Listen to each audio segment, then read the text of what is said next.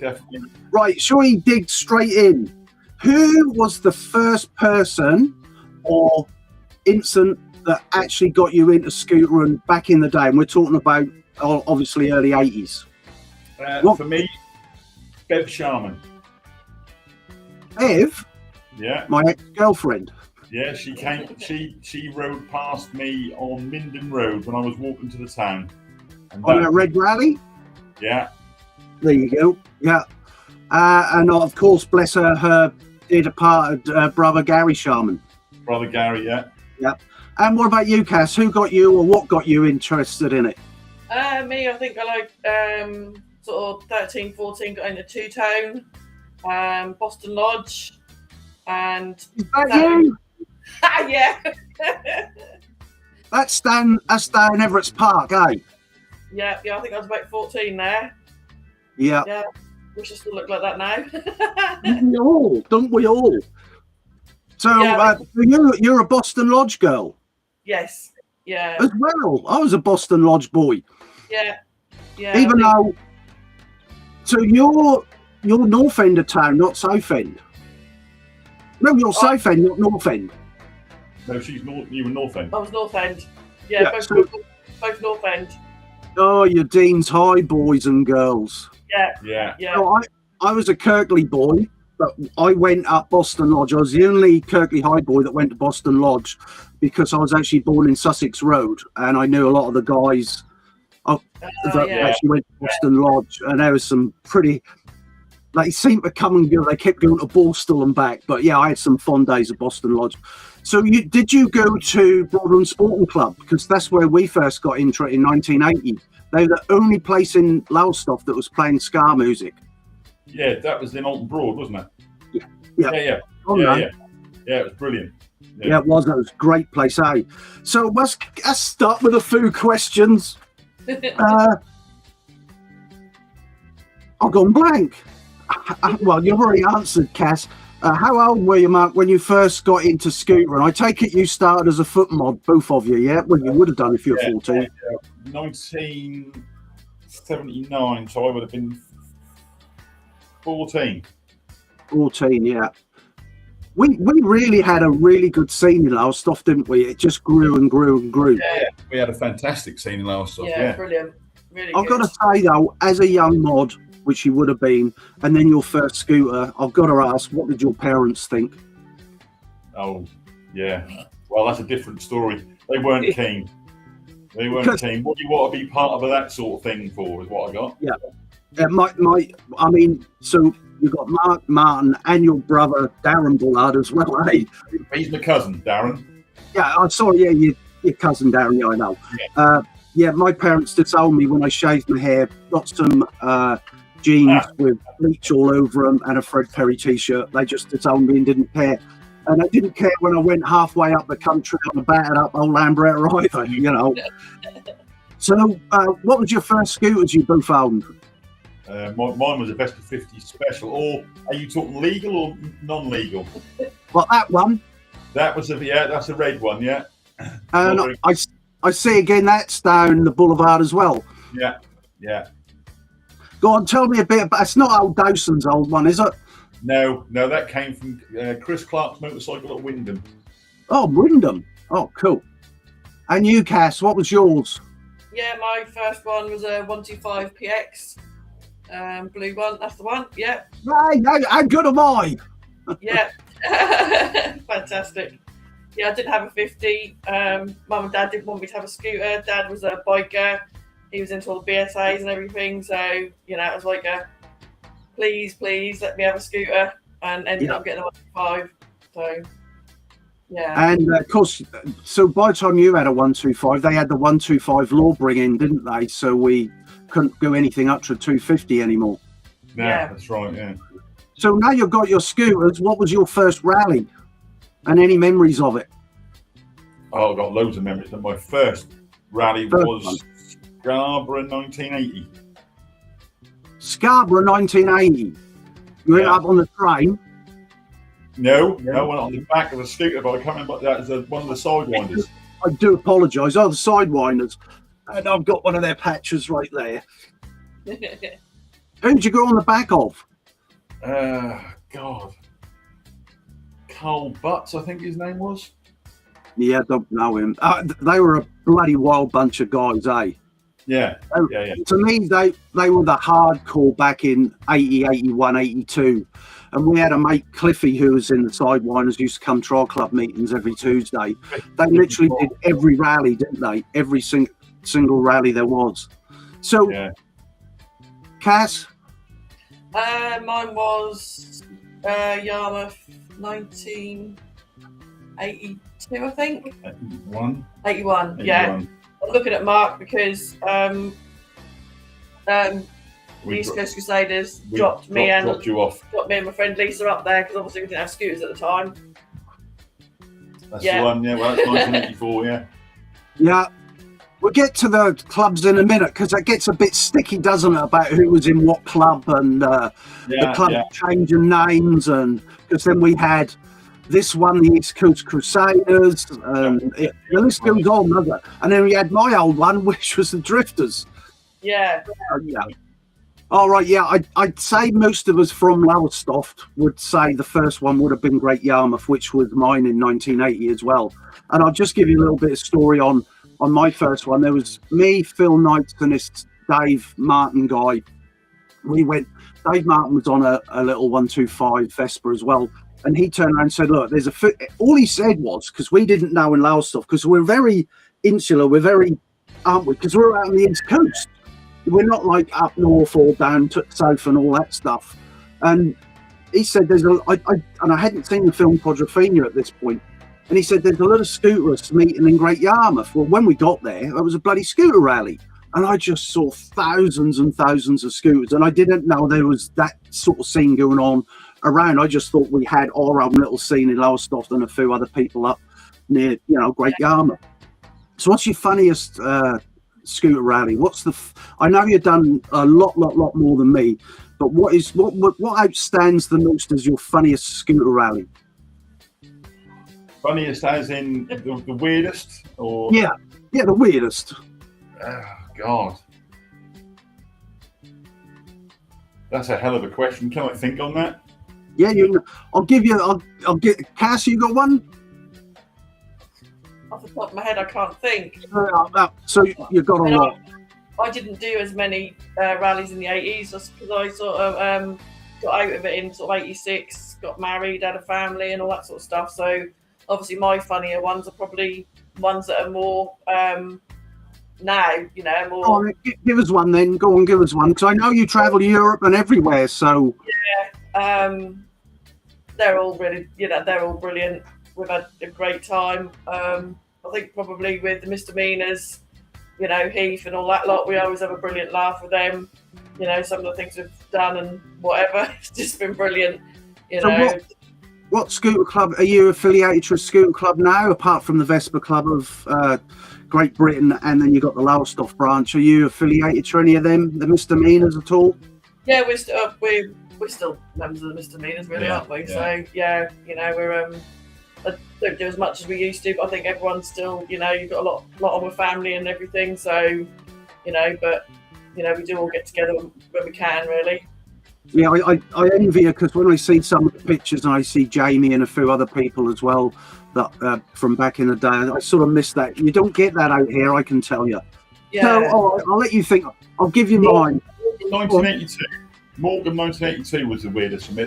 It was quite an experience because I left Lowestoft, as you know, is always quite warm in the winter.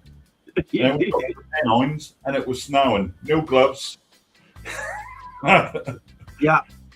I did my funniest and best were all wrapped into one, and I did the docu on it, a spoof docu, which is about 18 minutes long. It's on YouTube somewhere. Scarborough 1982. Because everyone says that's when everything changed from lights and mirrors to decent paint jobs and chrome plating and stuff like that. And for us, it was the funniest because obviously I had that accident on the way home. There's my rear wheel with Crispy and Phil. My lace shaft had snapped in Lincoln.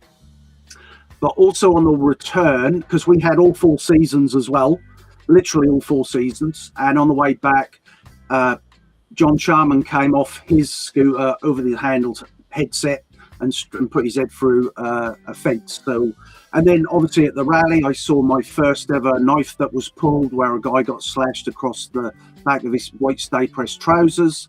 The list goes on. And then I was hanging out with skinheads by then. We got beaten up by a lot of mods.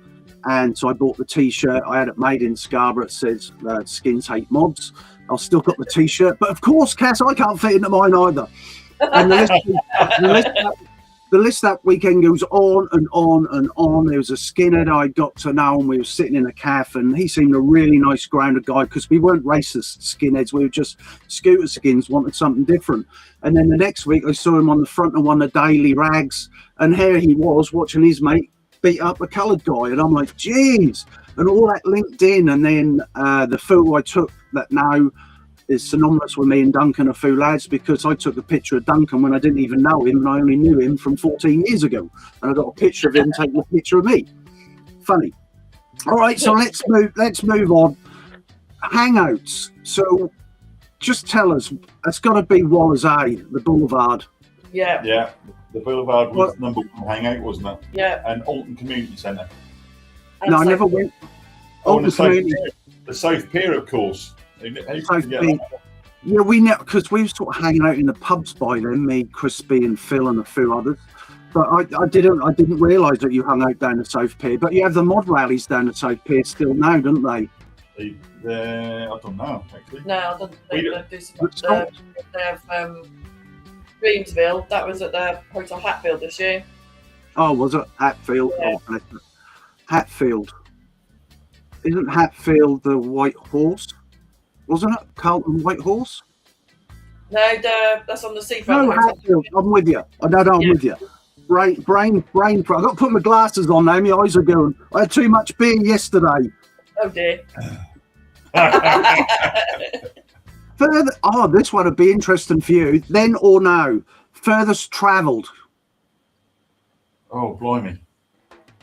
For you, it's in Europe somewhere. Well, we got furthest travelled when we went to Binic in France. Yeah. Béziers in France. Don't think we've done any other. Well, the furthest we've actually travelled is Spain. Spain, yeah. Spain and Italy. And of course, you done Scotland for the first time last year, didn't you? Yeah. Last year. 2 years ago. So, that's the only one I've never done. I tell a lie too. Scotland and Wales, never done them. Never done them. Yeah, lovely. Scarborough lots. Bridlington, I like Bridlington of it. Scarborough as well. So yeah, all right. So let's go back to 1980s, the scooter clubs. So we had the Drifters that turned into, because we were a leftover from the 60s, the Drifters. Me, John Sarman, Jamie Hunt, and a few others. We sort of hijacked the Lowestoft Drifters from a bunch of guys that are a bit older than us, and they were sort of left over from the late 70s. And then as we got more involved, they disappeared, and then it was just left with us new 17-year-old young crew. So we had the Drifters, which we didn't particularly like the name, so it wasn't very scootery, because that was more related to the fishing port than actually scooters, wasn't it? And it was a big club in the 60s, so we changed our name eventually to the Lowestoft Scooter Club. How boring is that? Anyway, so that took some thinking. You guys being a bit younger than us, and us being a bit up our own asses, didn't really mix that well, did we, when it came to the club? So what was the first club in Lowestoft apart from the Drifters - Lowestoft Scooter Club?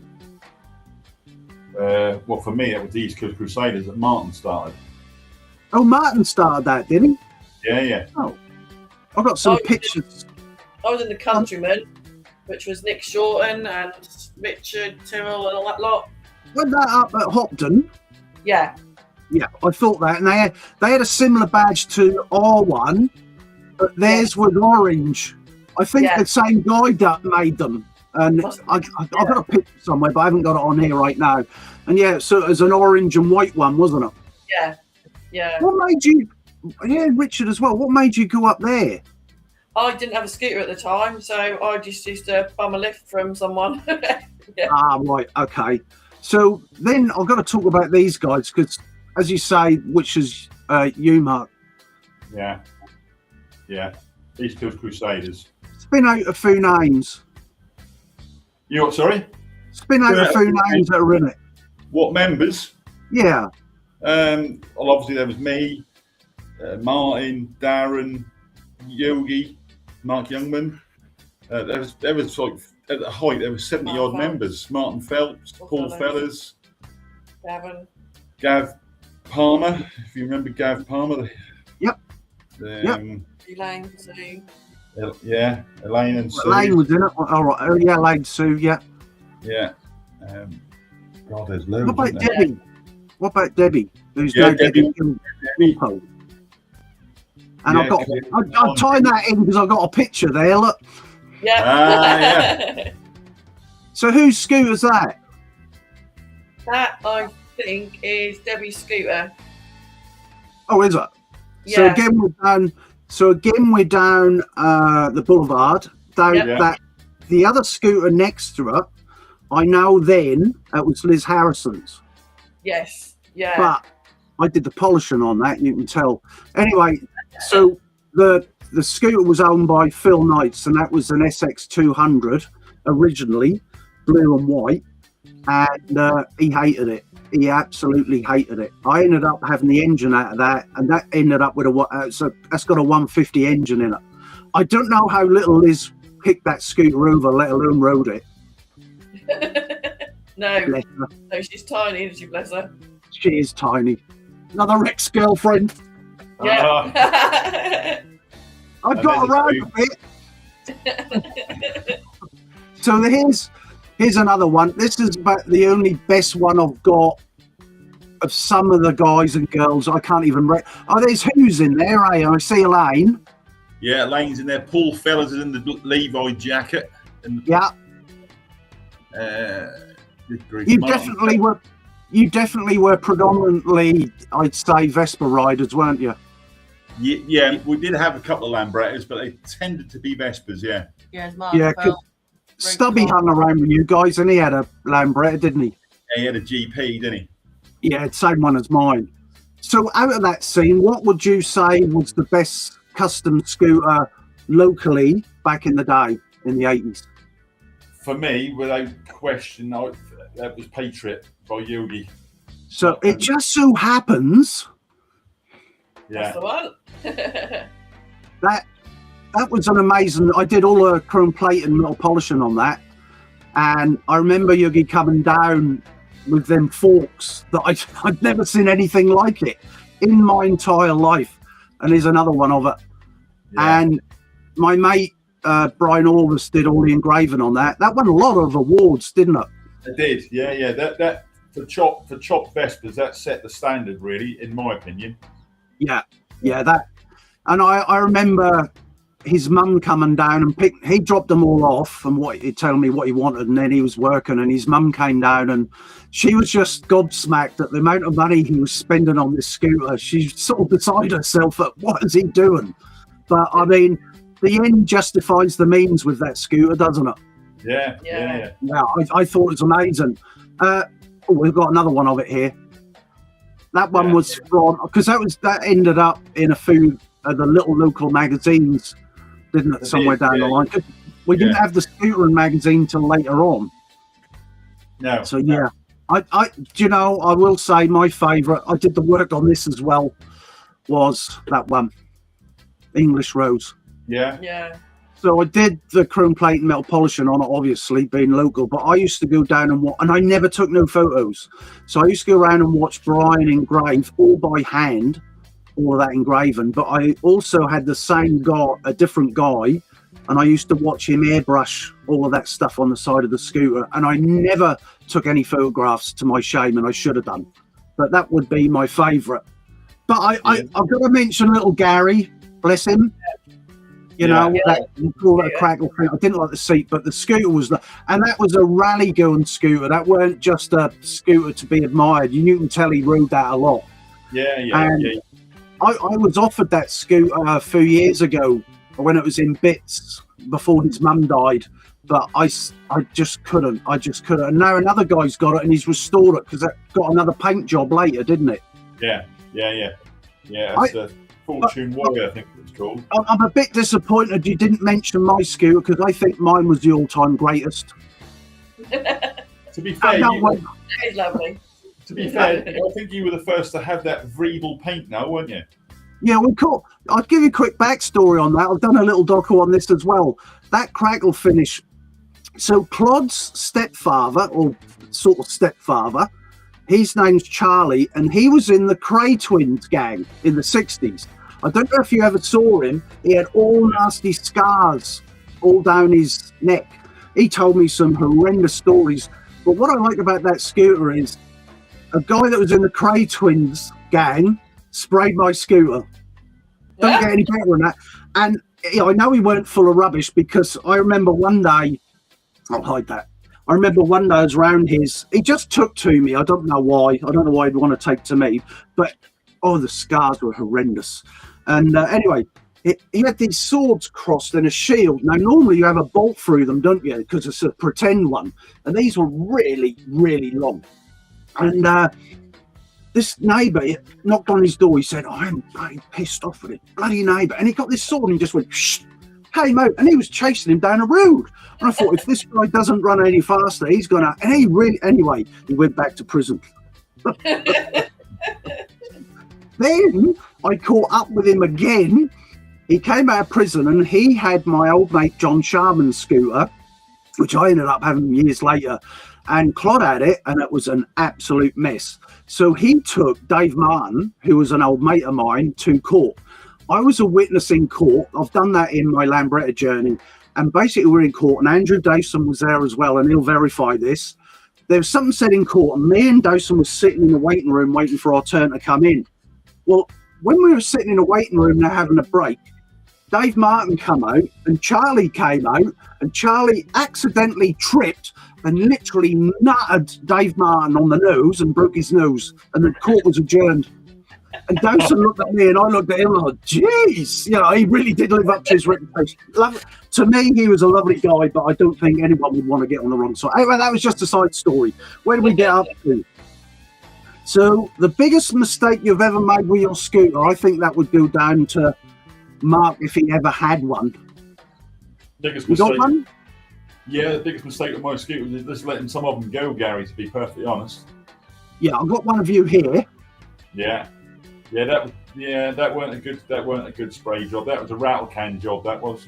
Yeah, but we all did that, didn't we? Now I'm now going to show one of my favourite photographs from Lowestoft from that day that your brother took. That one. 150 Super. Now that 150 Super was Bev Sharman's. Yeah. Originally. Now, the reason I like that scooter, that photograph, is because that represents what we had to go through, because we didn't have all the fancy gear we got today, all the waterproof, windproof this and boots and all sorts, did we? We just had, that Parker, if that was suddenly going to rain, you would have absorbed everything into that Parker. Yeah. The gauntlet gloves were good, but they were still never that good compared to the modern ones and everything. It just represented we still did it regardless of the weather, but then we had no choice because that was our only form of transport. Yeah, absolutely. I absolutely love that photo. Your brother's got a very good eye for photography anyway, and I just love that one. So, next one. I'm now going to ask the question, because your head and got both like me. 2-stroke or 4-stroke? There's no wrong answer, folks, so don't start getting upset. Well, 2-stroke or 4-stroke? Well, to be honest, for a local ride, 2-stroke is fantastic. Love it. Right. Love riding my 2-stroke. But if I'm going to go distance, it's going to be 4-stroke. Yeah, I'm the same now. Yeah. I've got friends out here who would rather give up scootering than go on with 4-stroke, which I find a shame, because that means if they rather give up scootering, they'd rather go in a jam jar, a car, than actually get their ass on the open road. I'd still rather ride a motorbike than a bloody car, let alone not ride anything at all. I totally agree with you. I think that's a real shame that people just can't see past the fact that things have moved on. Yeah. You'll remember in the day when the Vespa P200E came out, everybody said it's not a proper Vespa. I know. Yeah. Now they love them. And it's the PX style is the most sold Vespa ever. So that says it all, eh? Yeah. So let's go back to the 80s again. Your best parts supplier, because we didn't have the internet then. No, parts supplier would have been, but for basics would have been crisps. Yeah. Sam's got a bloody motorbike on it. You got any stories about old Crisps? Oh, he's a star. I did like old Crispy. He was just so good. He was good to us all. David. David. Yeah. He's part-time fireman as well, wasn't he? He really looked after us. And we had Peter, who was a biker, and he had an XT 500 and Harleys and all sorts. He even looked after us, And my scooter, my GP 200 with a crackle finish, which is SPV 200W, he came up with that because back then you could actually pick your number plate from the numbers actually allocated to that shop. And he said, put SPV because that's to do with Captain Scarlet. That's why it was SPV 200, 200cc, W, which was the year. And that's how I came up with it. I thought I'd just share that one with you. Yeah, but Crisps, I mean, they used to be that you go into the shop and you can go right into the corner, and there's always 6 or 7 scooters in that corner, wasn't there, for sale? Yeah. And then you had the mechanics. They were pretty useless. But I mean, for spares, that was without doubt the best. And then, of course, we actually had the real Arthur Francis, which was national back then, before we had all of this internet stuff, didn't we? Yeah. And then you had Norrie Cove Midland Scooter Centre. Yeah, Norrie Court, Midland Scooter Centre. People don't realise that, because we're on the East Coast, we're out on the middle of nowhere, really, weren't we? Us and the Sidewinders, that was about it. The nearest then would have been the Norwich Broadsmen, but they're more inland and they're more in touch with the centre than we were, because we literally had Lowestoft, and then from Lowestoft we had the bloody North Sea. So we didn't have a surrounding area. We had the bloody, when we had a fishing fleet. Yeah, all the days, Back in the day. We could do a podcast that would last a week just on Lowestoft, couldn't we? And not to do anything to do with scootering. So I got down here, and I have to ask this because I do mine too, and I do like stalking you on Facebook when you go to rallies and you post your pictures. Even yesterday, going to the pub, that looked like a good one as well. But what actually keeps, because yours is a love story. I'm not getting all mushy because I'm not that type, but yours is a love story in itself, because you knew each other when you were younger. You got married, had kids, and then you actually got divorced, and then you got together through the scooter scene, and now you're married and you're scootering together. So what keeps you scootering? What is it that makes you want to keep getting out and going out on them 2 wheels? The people. People. Simple as that. The scootering. And I don't like the term particularly, but the scootering family is just a class above anything else. I think, and because we get it and they don't, Yeah. And I speak to a lot of people from different places, and I don't even know them that well, but if they got a scooter, most of them you'll actually click with, because we get it and they don't. And when someone say, what do you like scooters? You can't really answer because they just really don't get it, No, because they've never had one. Yeah. And it's not just the scooters, as you say, it's the people that you make friendships with, the common interest, and then obviously the music scene. So what was your foot in the 80s? What was the first thing that pricked your ears up to the scooter scene within the actual music? For me, it was the Jam. Yeah, I think mine was like two-tone. Two-tone was a thing. Yeah. But my hearing the Jam in 1977, can't remember what track it was. For me, at the time, they were classed as a punk band.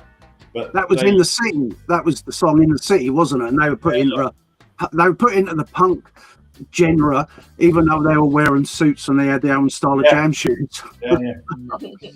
Yeah. I'd say Cas, same with me. Mine would be two-tone.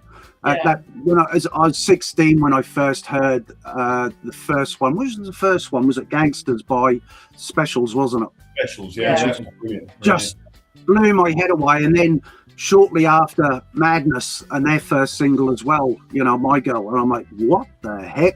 And then suddenly realising that there's actually this, because I was only a couple of years older than you, but I was a massive Slade fan back in the day, and Gary Glitter and David Bowie and Mud, all that glam rock stuff, and then it all faded out. And I felt that I tried with Thin Lizzy and a few other groups that just didn't work with me at high school. And then just as I left high school, then the ska scene hit, and that really triggered me off big time. Even Selector on my radio, which was there first, wasn't it? And a few others, The Beat with theirs, and then you had Bad Manners, and bless him, he's still going. They just so much. And at 1980, when you look at the charts, 1980, it was dominated by ska and mod, And you had the Jam, Dexies, but you still had the Merton Parkers in the background and the Chords, and I was following them as well. You still could get their singles in Lowestoft Electrical. All of that was there, and that was just a massive buzz. So I was very, very lucky. I went to see the Specials when they went to Tiffany's. That was a bit back May. That was the second tour after the Two-Tone tour. Yeah. And then I went and saw Madness that June, Tiffany's 1980. I think it was Specials had the Body Snatchers with them. So I got to see the Body Snatchers before they split up. Bloody amazing group on stage. Should have done an album, eh? They should have done an album. But yeah, I saw Madness, and their third or fourth single had just come out, and that was Night Boat to Cairo, and that was just a dark room. Tiffany's was just black. And then all of a sudden, you heard Kicks do the intro to Night Boat to Cairo on the saxophone. And it just uproared.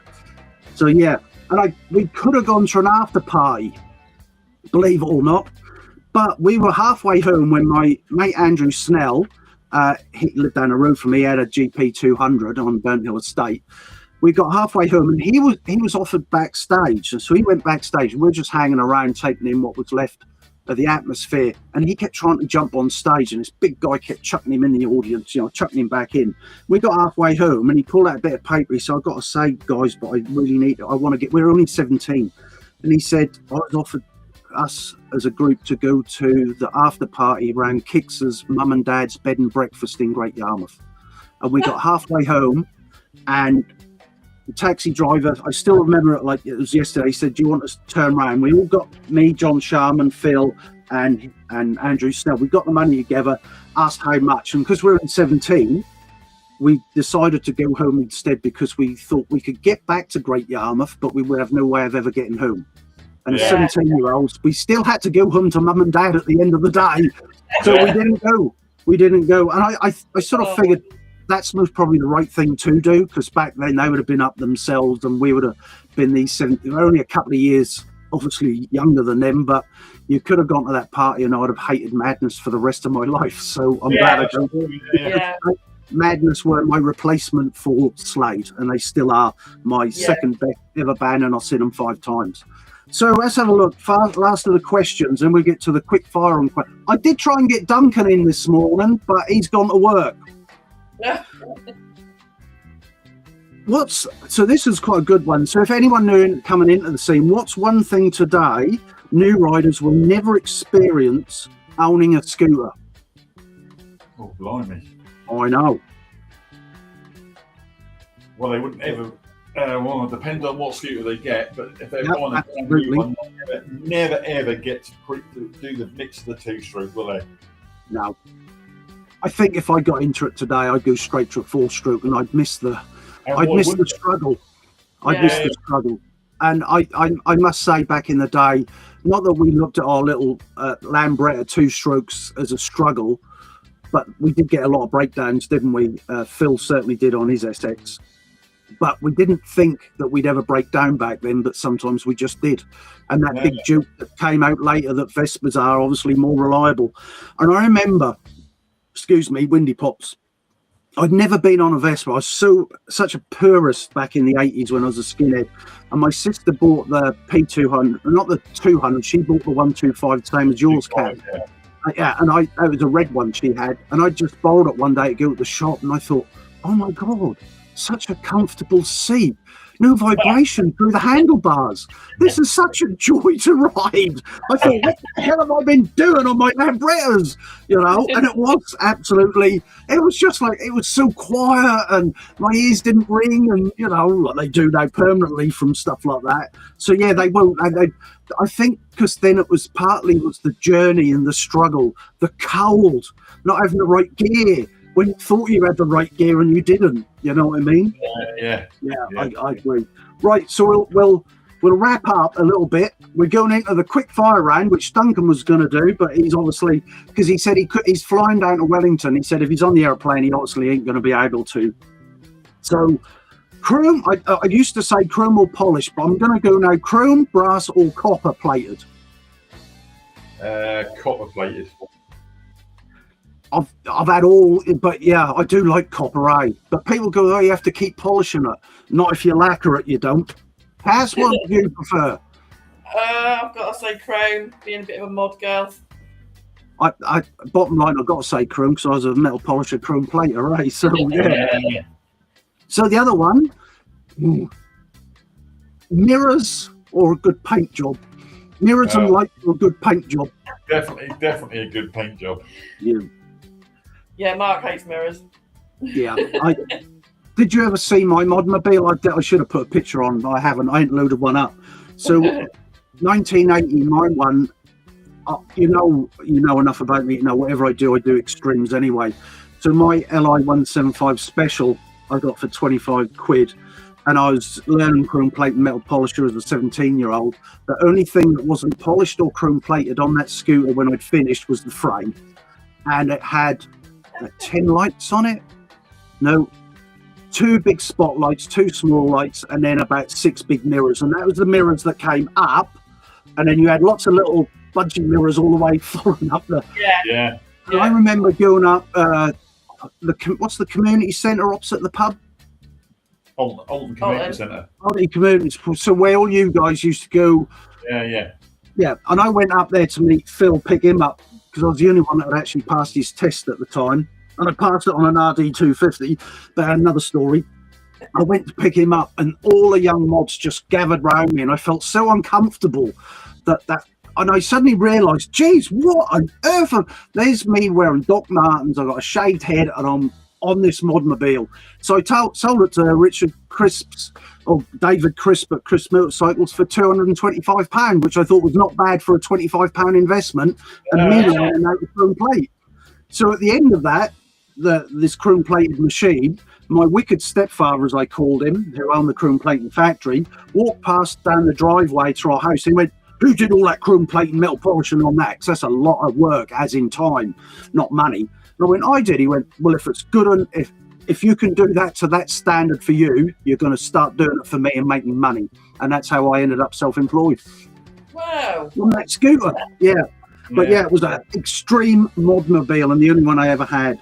So next one, original paint. It doesn't have to be original paint, but I mean like a standard scooter paint or a good custom. What do you reckon? Good custom. I'm going standard paint. Yeah, One reason only, and that is because with standard paint, you don't have to worry all the time about, oh shit, I've just dropped this, the side panels fell off, all that nonsense. I do like a custom that's been worn, as in gone to rallies, chipped the boat, and had a life. That I like. But then that can also deem as original paint for that scooter, couldn't it? If you get what I mean. So we'll get on to the next one. Best band of the 1980s. Well, I've already said, for me, it was a Jam. But it was a tight call between the Jam and the Specials for me. Yeah. I have to say Madness. Yeah, Madness. I'll stick with you with Madness. Yeah. But I mean, I did pick up, I most probably picked up more on the Jam after they split up. Although I did have sound effects and that and mod cons and that. I didn't really get into them until they literally had split up. and then I couldn't see them live anyway. That's when and now I don't think there's a week go by, because I got the little thing in my helmet, that I don't hear them playing when I'm on the motorway somewhere. You know, I think, and a shame that the drummer's gone now, bless him.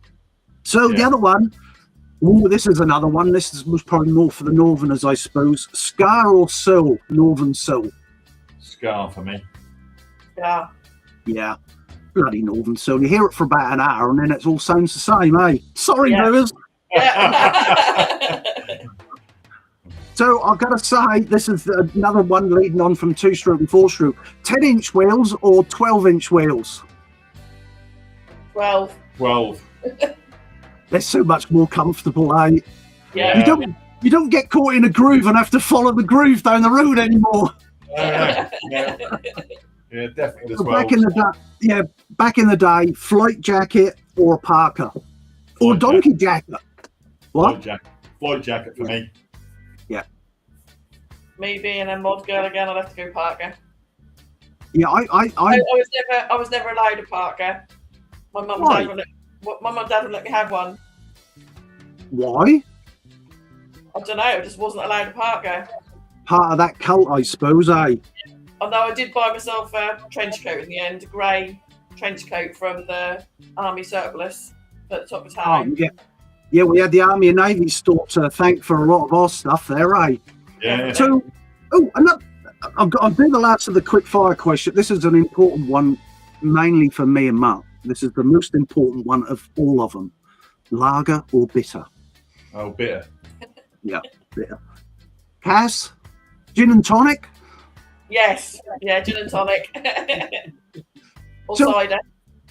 I'm going to finish here with any other memories. Did you, so you would have been, I don't like the word foot mod, but I don't know how else to describe a bunch of people that were mods that didn't have scooters before they were old enough to have scooters. Would that be fair to say? Yeah. Did you? Yeah. So me, Phil and John Sharman organised, we were only 18, and we organised a little get together down the town centre, and we didn't realise, no internet then as you know, and I didn't realise until we got there how many young mods and then motorbike guys, back in the day, bikers, Grebos or greasers? Grebos. Yeah, they were Grebos, eh? They're bloody greasy Grebos. Yeah. But they were the genuine bikers, eh? Not these bloody plastic 125 boys that went round town. So I'll get back to this. Do you remember this? 200 used, loose, extra police. So, got any memory of that day? Yeah, have I ever? Yeah, I had a brand new pair of two-tone blade trousers on, tonic trousers, and got a hole in them because we were fighting down the town.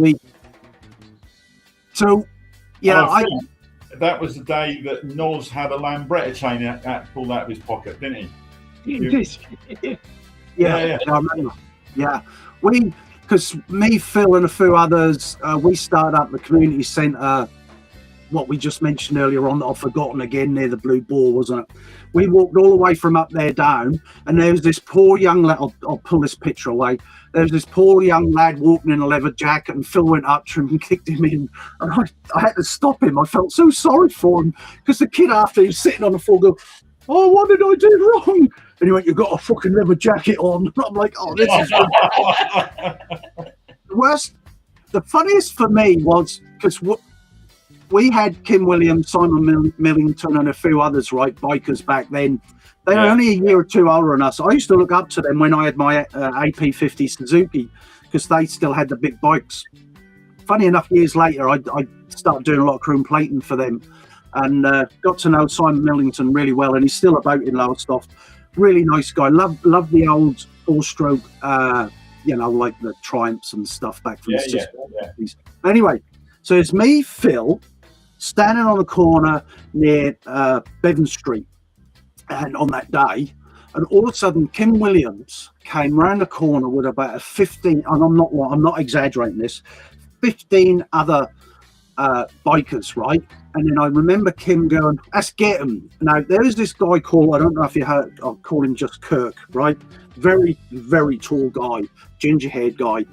And he was talking to Phil, because they were both working at Eastern Coachworks. And then Kirk went, really? And then Kim Williams suddenly recognised it. I didn't even know who this guy was we were talking to. And he went, no, like, lads, just leave him alone. All walked round and carried on. And I'm like, what?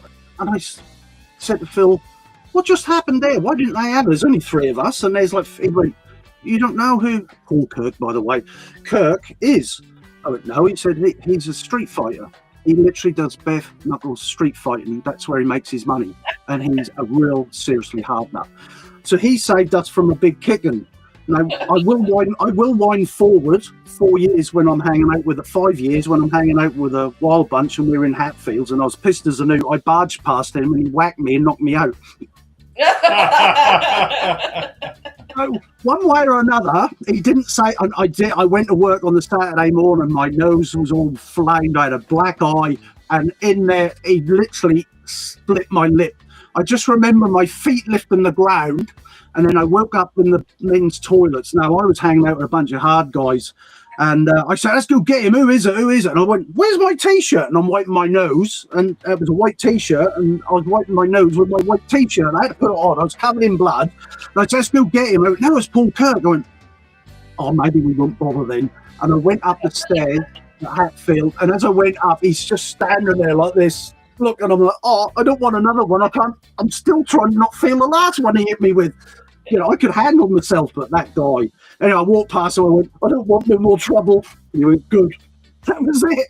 Yeah, so, that's related to that day. Anyway, were you here when this happened down Waller's Calf? Yeah. Were you there?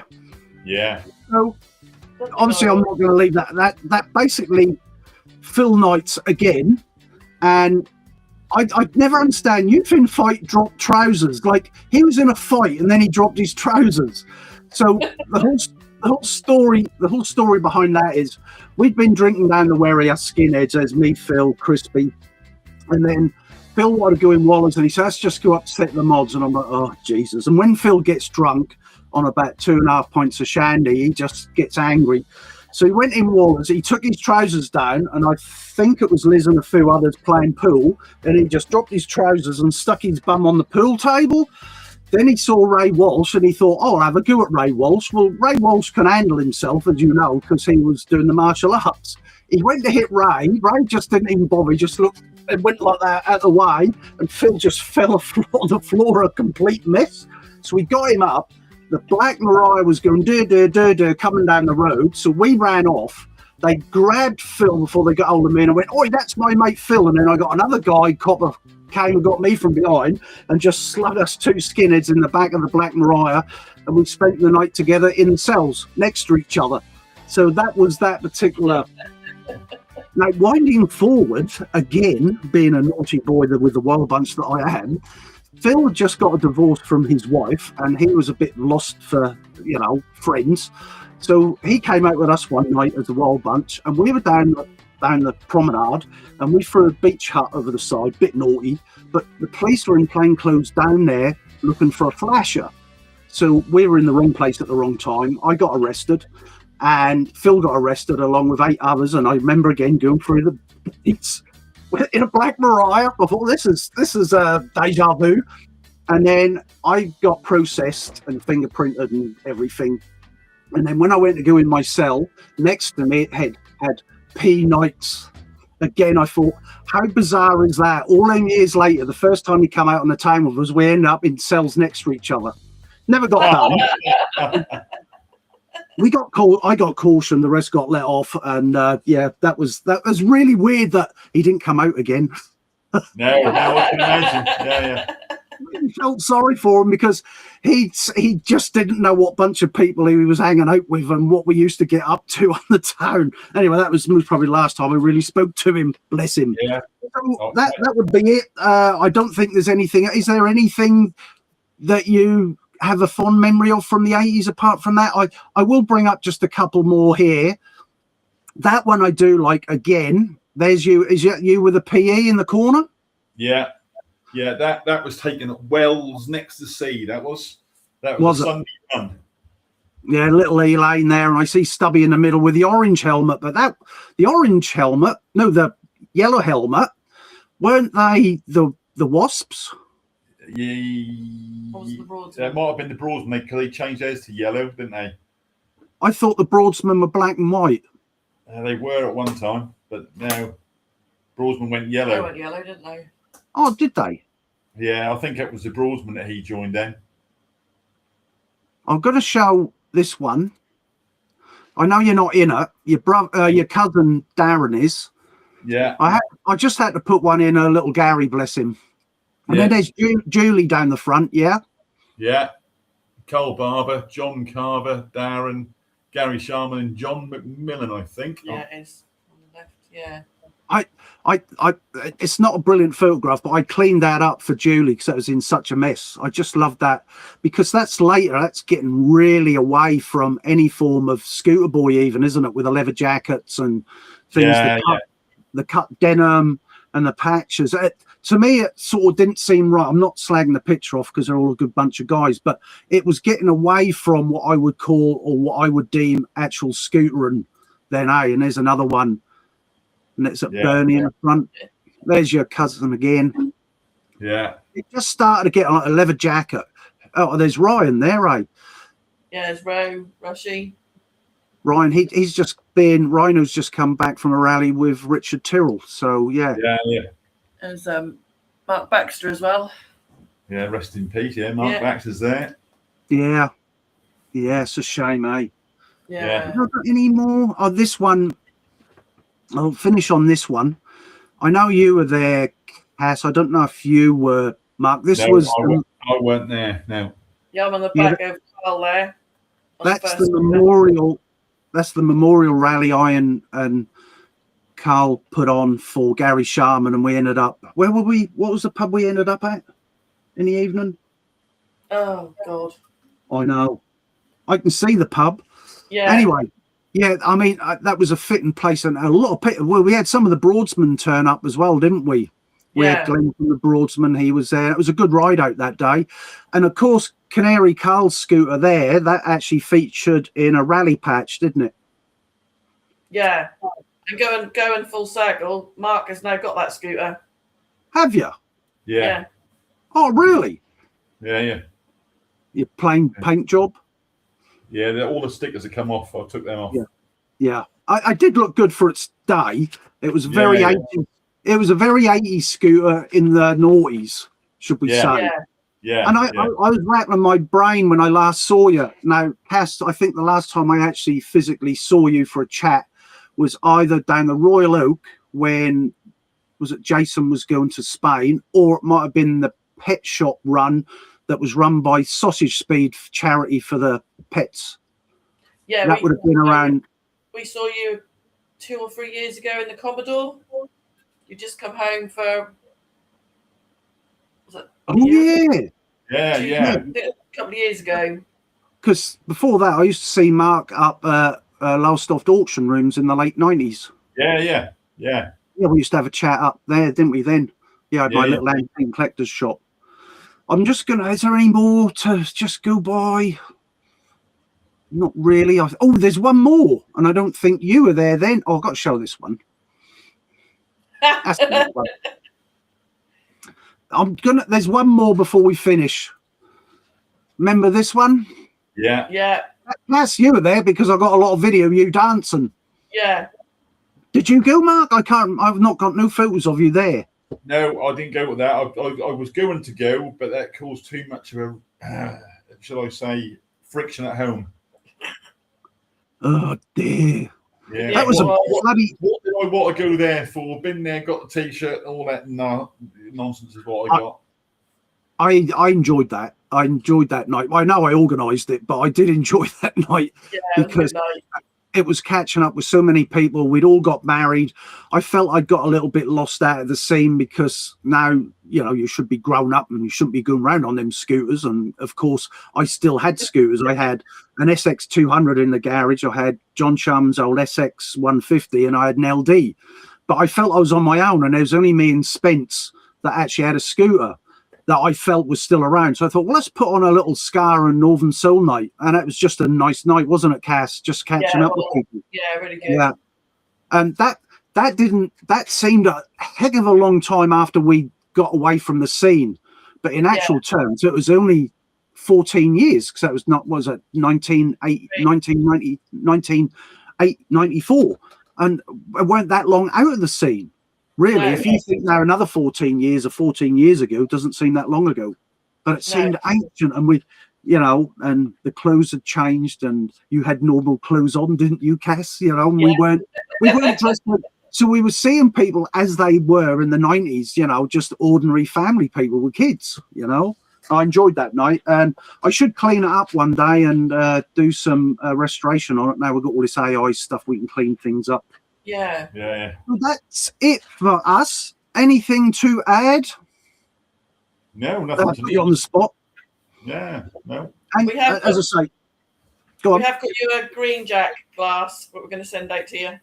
You have, good. You know, when I say it to a lot, nice glass. That means, can you give me that glass? Yeah. Or nick it for me. Yeah. That'll go for those who don't know. Explain it, Mark. Well, Green Jack. Brewery, it's Lowestoft's only brewery, top class world beers. Yeah. Got my hoodie.